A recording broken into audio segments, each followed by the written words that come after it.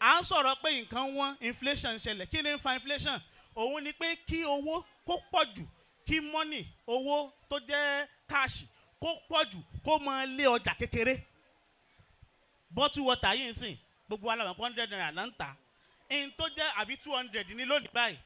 tí bottle water yìí wá wọ́n tó di pé company ti ń produce ẹ̀ wọ́n lè produce iye tí wọ́n ń produce jáde mọ́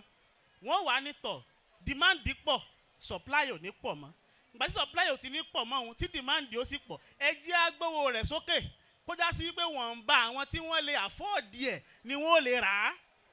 inflation ṣẹlẹ̀ nu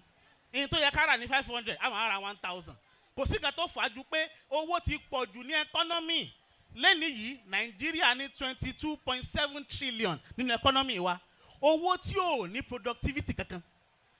ẹlòmíì ó gba loan 100 naira 100 million for example tó bá gbà á tán